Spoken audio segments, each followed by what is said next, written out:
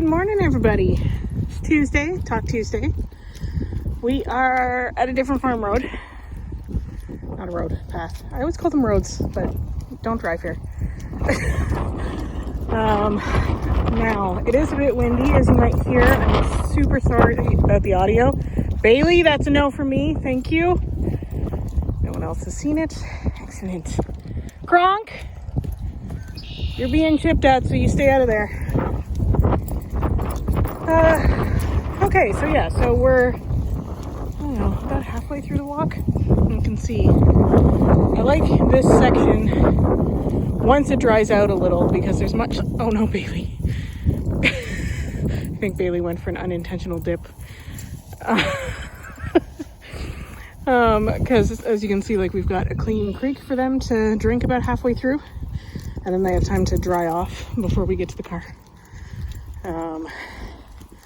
And I started filming here because this tends to be a high zoomy area. So we're going to keep our eye out for zoomies. In the meantime, small group today, only 8. Get a bit of a break, which is nice. So we've got Kronk and Maggie out there. Bailey, Nova. Quit eating grass, Nova. She's like nothing. Freshly groomed Nova at that. We've got Tucker, Hamish, and Newton. Out! Hamish! I saw that shoulder drop. And Phoebe. Oh. There's the zoomy Bailey, but that's not what we're looking for, because usually Tucker starts it off. Newton and Terrier. Good Lord. Okay, so then I do walk this field because it's grass. I think they use it for hay. I'm not sure. I know they mow it down a couple times a year. Kids, we don't go that way because that's a crop field. We go this way. There we go. Okay. Oh, peeps.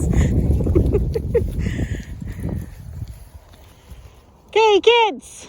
Newton, we're going this way. Good. Everything is full of... Hey, come! Out! Okay, so that's a coyote. Good. Come on, let's go. Tucker. I don't know if you guys can see it. That's so cool. We're so close. Tucker, out. Let's go. But the way it's acting, it's defending something. Tucker! So we are going to go this way. Tucker, move it along. Nova, we're going to go. And then we're going to go halfway in the field to keep them out of the brush. Because, like, coyotes are so well camouflaged that I'm not going to be able to see it. Okay, Tucker. Good. Now it's still standing there. Okay, wow. I cannot believe I got that on film, guys. That was cool. Now, does serve to illustrate why I'm so stringent on my protocols for recalling out. Because had we had a different kind of dog, that would have been a big problem. So, but had we had a different type of dog, that dog would be attached to me until I could trust them, right? Okay, wow. I don't know if you guys even saw that. He was so well hidden. But as soon as, like, a group of dogs fixates like that, like they're all sort of pointing in one direction and giving me hunting ears and tail, like I know something's up, typically it's a turkey, not a coyote. So, in future, we will cut that part out of our walk. Maggie, no. Good girl. Because clearly there was something worth them defending there, possibly a den, or a kill, one of the two. But either way, we're gonna give it a while before we go back there. Okay, well, I guess I'll take this opportunity and reminder to go over some wildlife safety tips. So as you guys saw, like a healthy coyote, not really going to do anything or want anything to do with a pack of healthy dogs. Typically when we see them, they'll either scream at us. I think I've gotten that on film before, when they're just yelling at us to go away, which we do. Or I see them from a fair distance. If I have time to react, typically what I do is I call my flight risks first and my small dogs first. So things that could be considered food and or would trigger prey drive. So Bailey, Phoebe, Hamish would be my first to leash up. Then I would get everyone else. I would attach them to me. And we would do exactly what we did there. Not panic, not run, slowly continue on our way. If the animal looks not healthy or is being particularly aggressive towards us, like that, the body language was clearly like, go away, and that there was something that was protecting there. So I'm gonna listen to it, I'm gonna go away. If it's like stalking us, if it's hunting us, which to be clear, has never happened. Even at the straight road, like we see coyotes fairly frequently, especially in early spring on the straight road. And we just keep an eye on them, make sure we're being safe, and go on from there. But I do also carry coyote spray. Hold on, let me get that out. Let me show you guys. If you walk in the wilderness, or even in the city, like you can use this for attacking dogs too, though I would leave it as a last resort because it is basically pepper spray. Here, it's like in this little pink, and you're not gonna focus, are you? Well, I hope that focuses, but you can get it from Home Hardware or any camping store really. And I just have it attached to my bag just in case. Now again, I've never had to use it. In fact, I don't think I've ever put my hand on it before. Make sure I didn't drop anything. Okay. But am I missing 1, 2, 4, 6, 7? Oh, Hamish, of course. Hamish! It's like nothing. I was rolling in nothing. Let me see. Okay, well, you're clean. Did I catch you before or after is the question. I think before. It looks pretty good. Okay. Certainly something to keep on hand. If you regularly hike back... Nova!